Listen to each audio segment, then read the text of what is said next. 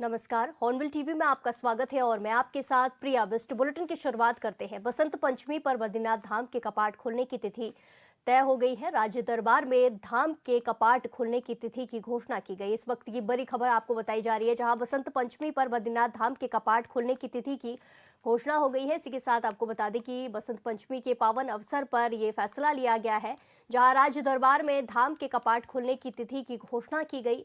बड़ी खबर आपको बताई जा रही है। बद्रीनाथ धाम के कपाट खोलने की तारीख घोषित हो गई है। 23 अप्रैल को बद्रीनाथ धाम के कपाट खुलेंगे।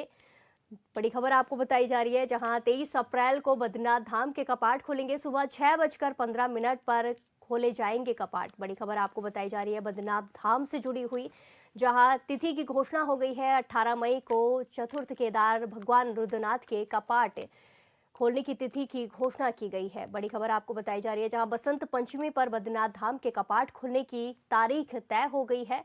आपको बता दें कि बसंत पंचमी के अवसर पर ये बड़ा फैसला लिया गया है। राज्य दरबार में धाम के कपाट खोलने की तिथि की घोषणा की गई है, जिसके चलते 23 अप्रैल को इसके जो धाम के कपाट हैं वो खोले जाएंगे। बद्रीनाथ धाम के कपाट 23 अप्रैल को खोले जाएंगे। इसी के साथ आपको बता दें कि 6:15 पर ये जो कपाट है वो खोलने का समय घोषित किया गया है।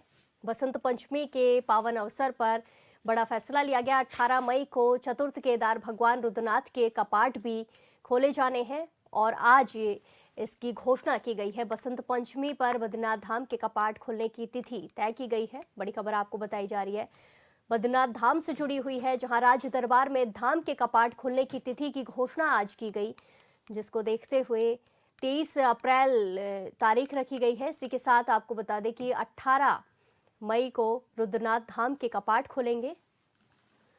आज बसंत पंचमी का पावन अवसर है, जिसको लेकर ये बड़ा फैसला लिया गया है। सुबह 6:15 पर खोले जाएंगे बद्रीनाथ के कपाट। 23 अप्रैल तारीख की घोषणा की गई है। इसी के साथ 18 मई को चतुर्थ केदार भगवान रुद्रनाथ के कपाट भी खुलने की तारीख तय की गई है। बड़ी खबर आपको बताई जा रही है, जहां बद्रीनाथ धाम के कपाट खोलने की तिथि की घोषणा कर दी गई है। आपको बता दें कि बसंत पंचमी पर बद्रीनाथ धाम के कपाट खोलने की तिथि तय की गई है। राज्य दरबार में धाम के कपाट खोले जाएंगे, जिसको लेकर आज विधि विधान के साथ ये पूरा फैसला लिया गया है। गाडू घड़ा धाम पहुंचा, जिसके बाद ये पूरा फैसला लिया गया। 23 अप्रैल को बद्रीनाथ धाम के कपाट खुलेंगे। इसी के साथ आपको बता दें कि समय का भी ऐलान किया गया है। 6:15 पर, सुबह 6:15 पर ये कपाट खोलने की समय रखा गया है। इसी के साथ 18 मई को चतुर्थ केदार भगवान रुद्रनाथ के कपाट भी खोले जाएंगे। बड़ी खबर आपको बताई जा रही है, बसंत पंचमी के पावन अवसर पर बद्रीनाथ धाम के कपाट खोलने की तिथियों की घोषणा हो गई है। जहां गाडू घड़ा सुबह ऋषिकेश पहुंचा था, जहां विधि विधान के साथ उसका स्वागत किया गया और वहीं गाडू घड़ा नरेंद्र नगर के रवाना हुआ। ऐसे में तिथि की घोषणा की गई, विधि विधान के साथ तिथियों की घोषणा की गई है और जो तारीख है वो 23 अप्रैल निकली है। बद्रीनाथ धाम के कपाट खुलने की तारीख 23 अप्रैल 2026 है। ऐसे में आपको बता दें कि समय सुबह 6:15 रखा गया है, जिसमें बद्रीनाथ धाम के जो कपाट हैं वो खोले जाएंगे। इसी के साथ आपको बता दें कि 18 मई को चतुर्थ केदार भगवान रुद्रनाथ के कपाट खुलेंगे। इसी के साथ खबरों में आगे बढ़ते हैं। उत्तराखंड में मौसम का मिजाज बदल गया है। राजधानी देहरादून समेत प्रदेश के कई हिस्सों में सुबह से बारिश का दौर जारी है। जहां निचले इलाकों में बूंदाबांदी और हल्की बारिश हुई, वहीं ऊंचाई वाले क्षेत्रों में बर्फबारी देखने को मिली है। केदारनाथ, गंगोत्री, यमुनोत्री, मसूरी, चक्राता और धनौल्टी जैसे इलाकों में बर्फबारी शुरू हो गई है। मौसम बदलने से ठिठुरन भी बढ़ी है। इसी के साथ बर्फबारी के इंतजार में बैठे लोगों में खासा उत्साह देखने को मिल रहा है।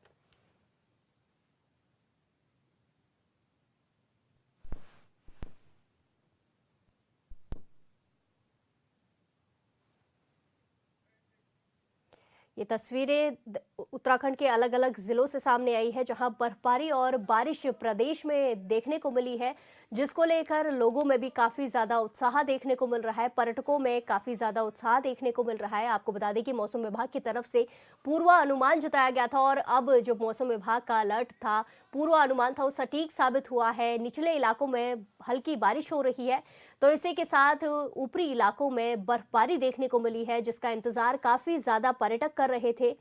और ऐसे में बर्फबारी हुई है तो पर्यटकों में भी काफी खुशी देखने को मिल रही है। ये तस्वीरें सामने आई है उत्तराखंड के अलग अलग जिलों से, जहां बर्फबारी आप साफ तौर पर देख सकते हैं। ऊपरी इलाकों में बर्फबारी हुई है, जिससे कि पर्यटकों में भी काफी ज्यादा खुशी देखने को मिल रही है। आपको बता दें कि निचले इलाकों में भी बारिश देखने को मिली, जिससे ठंड भी बढ़ गई है।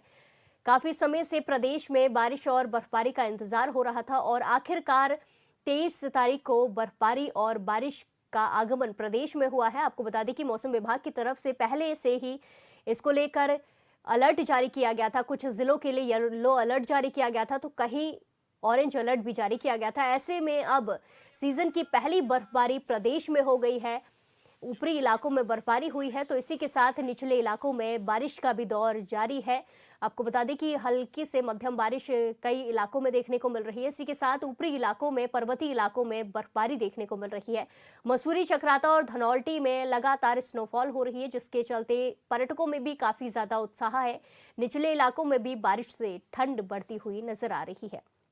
ये तस्वीरें उत्तराखंड के अलग अलग इलाकों से सामने आई है, जहां आप साफ तौर पर देख सकते हैं कि बर्फबारी होती हुई नजर आ रही है, जिससे कि पर्यटकों में भी काफी ज्यादा उत्साह देखने को मिल रहा है। काफी समय से उत्तराखंड में बारिश नहीं हो रही थी, प्रदेश में बर्फबारी पर्वतीय इलाकों में नहीं हो रही थी, जिससे कि लोगों में चिंता थी, मायूसी देखने को मिल रही थी। ऐसे में 23 तारीख को प्रदेश में बर्फबारी और बारिश का आगमन हुआ, तो लोगों में खासा उत्साह है। इसी के साथ साथ ठंड में भी इजाफा हुआ है।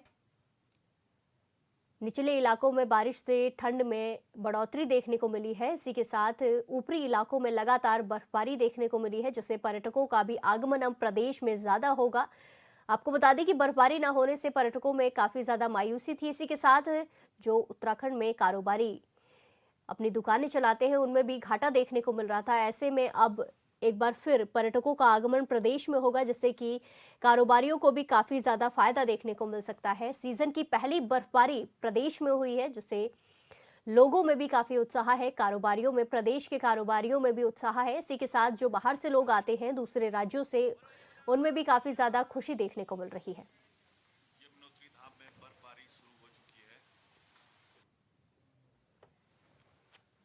इसी के साथ खबरों में आगे बढ़ते हैं। देहरादून में चिंतन शिविर और डायलॉग ऑन विजन 2047 कार्यक्रम का आयोजन किया गया, जिसमें मुख्यमंत्री पुष्कर सिंह धामी ने मुख्य अतिथि के रूप में प्रतिभाग किया।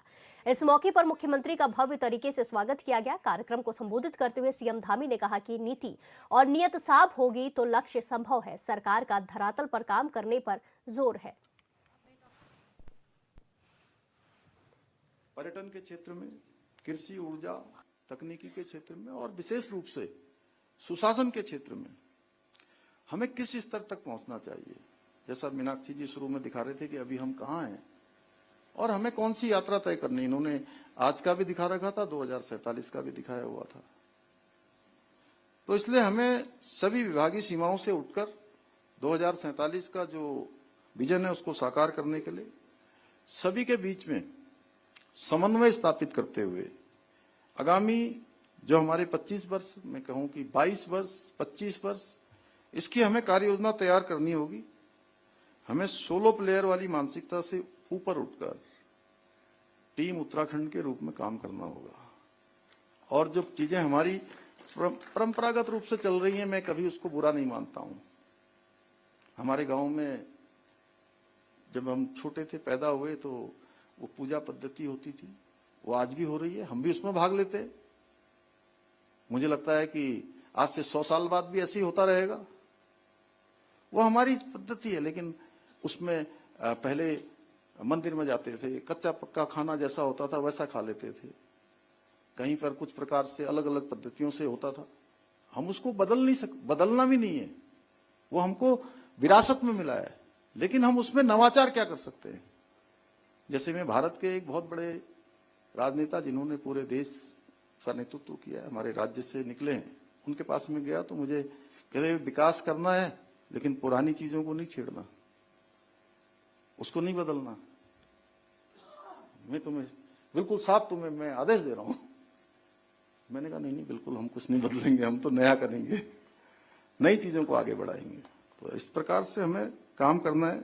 इसके लिए अल्पकालिक, मध्यकालिक, दीर्घकालिक, ये स्पष्ट रूप से हमें इसको परिभाषित करना होगा और उसकी नियमित रूप से हमको समीक्षा करनी होगी। मेरा मानना है कि विकसित उत्तराखंड की नींव हमारे जो प्रमुख 3 स्तंभ हैं उस पर टिकी है। पहला होना चाहिए हमारा सुशासन, दूसरा हमारा टेक्नोलॉजी और इनोवेशन, और तीसरा जन केंद्रित और सतत रूप से संतुलित रूप से विकास, इकोलॉजी इकोनॉमी में बिल्कुल बैलेंस बनाते हुए। साथियों, सुशासन का अर्थ केवल नियमों और प्रक्रियाओं का पालन करना भर नहीं होता है, बल्कि पारदर्शिता के साथ, जवाबदेही के साथ और संवेदनशीलता के साथ आपस में समन्वय भी करना है। और हमें सुनिश्चित करना होगा कि हर निर्णय पर समय पर हो, हर निर्णय योजनाएं हमारी पारदर्शी हों और हर अधिकारी अपने दायित्व के प्रति रिस्पॉन्सिबल हो, उसकी जवाबदेही हो और ऑनरशिप लेकर काम करने की हमारा वर्क कल्चर होना चाहिए। कई बार क्या होता है, जैसे हमारे जिलों के भी अधिकारी जुड़े हैं, आपने मुझे बताया, मैं उनको थोड़ा सा वो हो गया था, तो वहां से भी पत्र भेजते हैं, शासन में आते हैं पत्र। विनोद सुमन जी बैठे हैं, इनके बहुत सारे प्रकरण मेरे सामने आते हैं वहां से, क्योंकि इस बार सबसे ज्यादा अगर मैं किसी कार्यालय में बैठा हूं तो इन्हीं के साथ बैठा हूं। एकमात्र इनका कार्यालय आपदा प्रबंधन का, जहां मुझे लगता है कि 4 महीने में हम कई दिनों वहां बैठे होंगे, कई घंटों, 5-5, 6-6 घंटे, 7-7 घंटे, 8-8 घंटे तक हम लोग लगातार वहां पर समीक्षा करते थे। जिलों के अधिकारी उनसे हम पूछते थे, साहब आपका पैसा आ गया? तो सुमन जी जब सामने होते थे तो कहते सर नो प्रॉब्लम सर। और जैसे सुमन जी नहीं होते थे तो कि साहब हमने सुमन जी को भेज रखा है साहब, 15 दिन हो गए, 20 दिन हो गए, 2 महीने हो गए, 3 महीने हो गए, साहब लौट ही नहीं रहा है। मैं एक सुमन जी का उदाहरण नहीं बता रहा हूं, सुमन जी अच्छा काम करते हैं, मैं ऐसा नहीं, लेकिन उनकी भी जिम्मेदारी होती है जो वहां से भेजते हैं जिलों से, कि उनको रिस्पॉन्सिबल बनना चाहिए कि भाई आपने कोई पत्र यहां शासन के लिए भेजा है तो पूरा हुआ कि नहीं हुआ, उसकी लगातार मॉनिटरिंग करना, किससे कहना, किससे नहीं कहना, किसके माध्यम से उसको आगे बढ़ाना।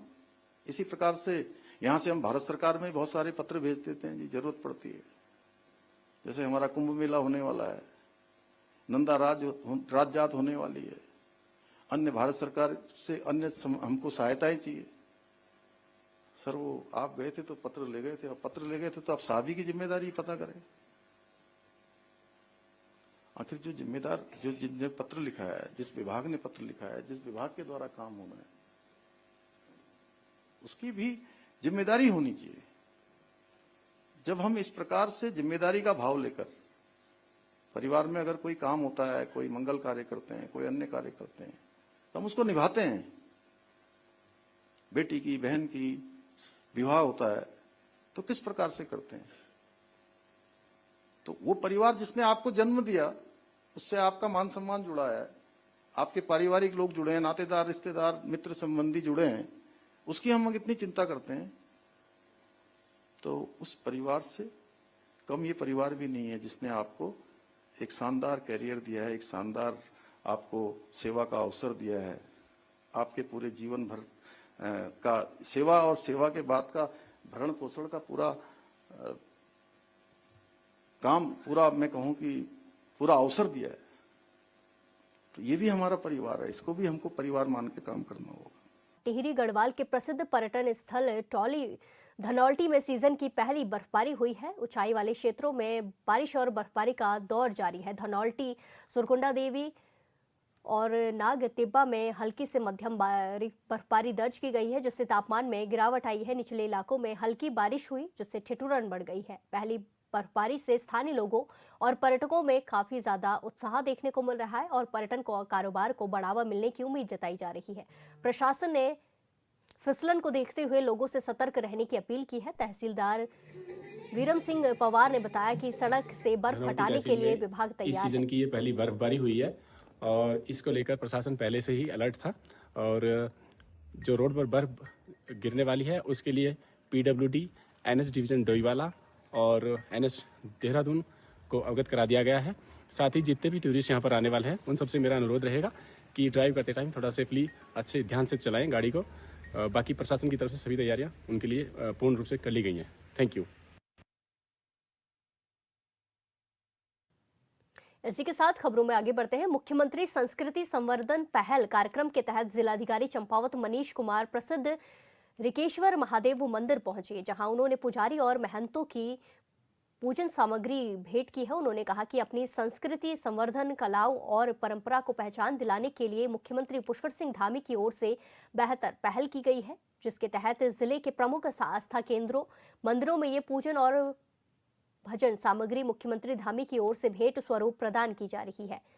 इस दौरान जिलाधिकारी ने रिकेश्वर महादेव के दर्शन कर उनका आशीर्वाद लिया। वहीं महंत रमेश गिरी की ओर से अखंड भैरव धुनी की भभूत जिलाधिकारी को लगाई गई। पालिका अध्यक्ष, बीजेपी प्रदेश मंत्री और प्रदेश कार्यकारिणी सदस्य ने रिकेश्वर महादेव मंदिर के बारे में जिलाधिकारी को जानकारी दी है। उन्होंने बताया कि ये मंदिर सप्तकोसी परिक्रमा का मुख्य केंद्र रहा है। इस दौरान उन्होंने मंदिर परिसर में बहने वाली लोहावती नदी को साफ और स्वच्छ बनाने के लिए सीवर ट्रीटमेंट प्लांट निर्माण की मांग की है, जिस पर डीएम ने सभी को आश्वासन देते हुए कहा कि महादेव मंदिर के सौंदर्यीकरण में कोई कमी नहीं आने दी जाएगी।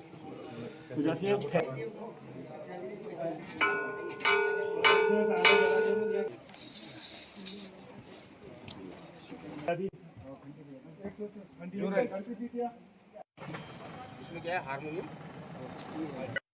देखिए, क्योंकि बहुत विशिष्ट दिवस है और मुझे सौभाग्य मिला कि मैं ऐसे पावन स्थल पर आ सका हूँ। जैसा मुझे यहाँ पे अवगत किया गया कि ये जो क्षेत्र है इसकी पौराणिक महत्वता रही है पहले से।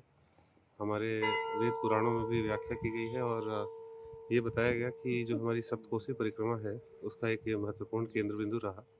साथ ही जो मानस खंड की यात्रा होती है उसमें ऐसी मान्यता है कि जो श्रद्धालु है वो यहीं पे पहले दर्शन और स्नान करके आगे बढ़ते हैं और तभी जो पुण्य है वो पूर्ण रूप में श्रद्धालुओं को प्राप्त होता है।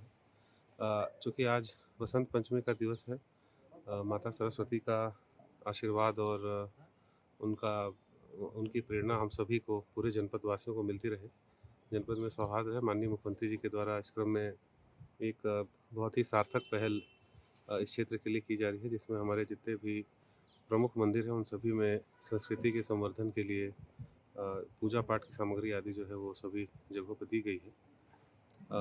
उसी क्रम में आज हम लोग यहाँ उपस्थित हुए हैं और मंदिर के जो प्रबंधक रहे हैं उन्होंने कुछ एक विषय भी बताए हैं जिस पर हम लोग सार्थक कार्रवाई करने के लिए प्रयासरत हैं। एवं हमें जो आज मुख्यमंत्री जी ने सामग्री भेजी है और डीएम साहब ने जो सामग्री दी है पूजा पाठ के लिए, उनका बहुत बहुत आभार है, आभार व्यक्त करते हैं। सदा उनको ऐसे ही भगवान की कृपा बने रहे। सबसे पहले माननीय मुख्यमंत्री जी को हम धन्यवाद देना चाहेंगे। मंदिर में ये सब आगे के करते रहें, सब जहाँ भी मंदिर हैं सब व्यवस्था करते रहें, यही उनसे मनोकामना है हमसे। तो हमने कुछ एक दो समस्याएं बताई है, रेलिंग, बैरिकेटिंग और गेट ये सब बनवाने के लिए। तो उम्मीद है कि वो जल्दी से जल्दी इसको कार्य को करेंगे। रुड़की नगर निगम की सुनवाई उस समय सवालों के घेरे में रह गई जब जनता की समस्याओं के साथ सियासी टकराव भी खुलकर सामने आ गया। वार्ड नंबर 1 शेरपुर और वार्ड नंबर 2 आदर्श नगर के लिए लगाए गए निगम शिविर में जल भराव, नाला निर्माण और अतिक्रमण सबसे बड़े मुद्दे बनकर उभरे। वार्ड नंबर 1 से पार्षद प्रतिनिधि अमित कुमार ने कहा कि मलकपुर चुंगी से न्यू आदर्श नगर होते हुए नदी तक बड़े नाले का निर्माण नहीं हुआ तो हर साल हालत जस के तस रहेंगे। वहीं वार्ड नंबर 2 के पार्षद सचिन कश्यप ने निगम की जमीन पर हो रहे अवैध कब्जे और गैर कानूनी नर्सरी संचालन का मुद्दा उठाकर प्रशासन को कटघरे में खड़ा कर दिया। शिकायतें दर्ज ही हो रही थी कि तभी वार्ड नंबर 14 के पार्षद प्रतिनिधि अनुराग त्यागी समर्थकों के साथ शिविर में पहुंचे और जल भराव को लेकर निगम पर लापरवाही के आरोप लगा दिए। मामला इतना बढ़ गया कि मेयर प्रतिनिधि ललित मोहन अग्रवाल और पार्षद प्रतिनिधि के बीच तीखी नोकझोंक देखने को मिली। मेयर प्रतिनिधि ने आरोप लगाया कि कुछ लोग राजनीतिक कारणों से जन सुनवाई को बाधित करना चाहते हैं, जबकि नगर निगम सभी वार्डों के विकास के लिए काम कर रहा है। वहीं मेयर अनीता अग्रवाल ने शिविर में मौजूद लोगों को भरोसा दिलाया कि जल निकासी, नाला निर्माण निगम की प्राथमिकता है, अतिक्रमण पर सख्त कार्रवाई होगी।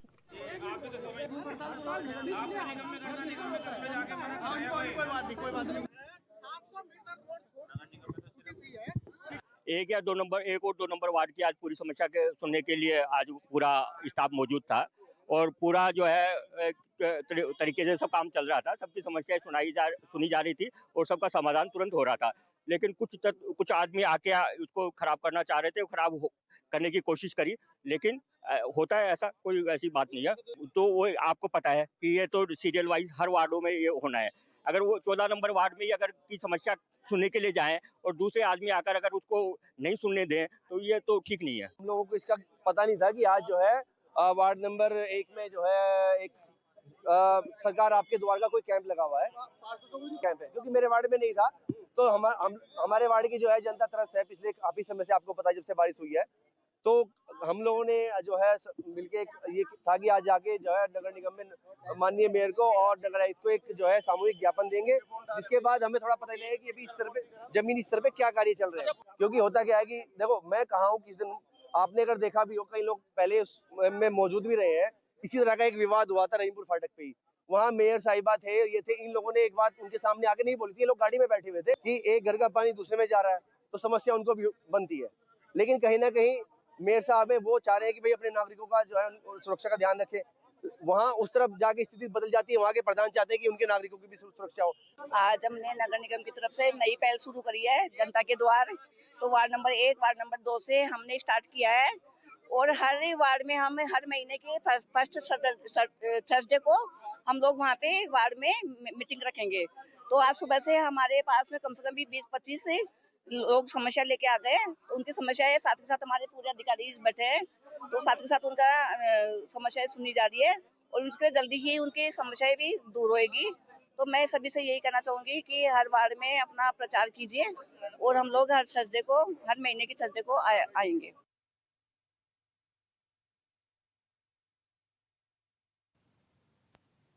इसी के साथ खबरों में आगे बढ़ते हैं। खबर चंपावत से है, जहां जन जन की सरकार जन जन के द्वार के अंतर्गत लोहाघाट ब्लॉक के रायकोट महर और बाराकोट ब्लॉक के मल्ला बापरू में बहुउद्देशीय शिविर का आयोजन किया गया, जिसकी अध्यक्षता जिलाधिकारी मनीष कुमार ने की। इस शिविर में कुल 1021 नागरिकों ने सहभागिता की। शिविर के दौरान विभिन्न शिकायतों में से अधिकांश शिकायतों का जिलाधिकारी ने मौके पर ही समाधान किया। विभाग के माध्यम से कुल 913 लोगों को विभिन्न सरकारी योजनाओं का सीधा लाभ प्रदान किया गया। इसके अलावा शिविर में यूसीसी और आधार कार्ड से संबंधित प्रकरणों पर भी आवश्यक कार्रवाई की गई। वहीं अपर जिलाधिकारी कृष्णनाथ गोस्वामी की अध्यक्षता में बाराकोट ब्लॉक के राजकीय इंटर कॉलेज मैदान मल्ला बापरू में आयोजित शिविर में 610 लोगों ने सहभागिता की और विभिन्न विभागों की ओर से नागरिकों को लाभान्वित किया।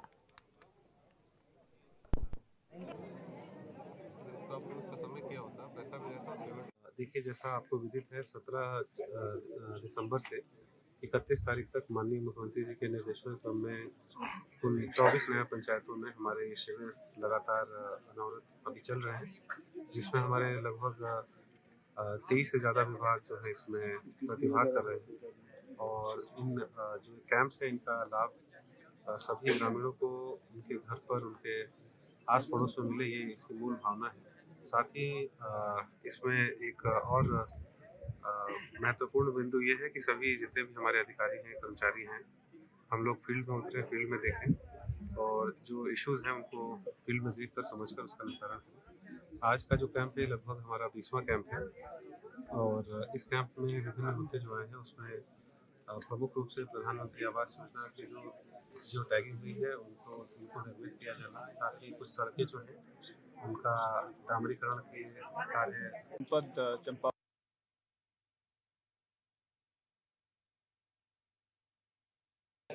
माननीय मुख्यमंत्री जी का बहुत बहुत धन्यवाद करना चाहता हूँ। हमारे यशस्वी मुख्यमंत्री हैं जिन्होंने जन जन की सरकार जन जन के द्वार लगाया गया है और इसमें सभी विभागों के हमारे उच्च अधिकारी आए हुए हैं जो हमारे गांव की हर किसी जनता की एक समस्या सुन रहे हैं और तत्काल उनका निर्णय किया जा रहा है। माननीय पुष्कर सिंह धामी जी की सरकार है, उसको बधाई देना चाहता हूँ कि उनके द्वारा अपने इस 4 साल के कार्यक्रम, 4 साल का जो उनका कार्यकाल हो चुका है, उसके बाद उन्होंने जन जन की सरकार जन जन के द्वार जो कार्यक्रम चलाया है, इसमें बहुत सी समस्याओं का समाधान तत्काल हो रहा है। और मैं उसके बाद अपने जो जिलाधिकारी महोदय यहाँ पर आए हुए हैं मनीष कुमार जी, उनका बहुत धन्यवाद उनको देता हूं कि उन्होंने जहां पर भी वो पहुंचे हैं तत्काल लोगों की समस्याओं का समाधान किया है।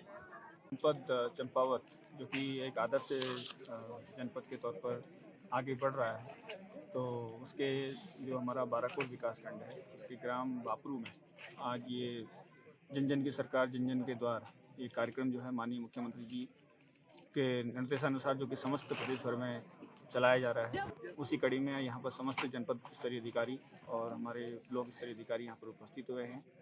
यहाँ पर जो है माननीय जिला पंचायत अध्यक्ष जी, माननीय प्रमुख जी, माननीय हमारे यहाँ पर स्थानीय जितने भी बीडीसी। इस बुलेटिन में फिलहाल के लिए इतना ही। बाकी तमाम खबरों के लिए देखते रहिए हॉर्नबिल टीवी। नमस्कार।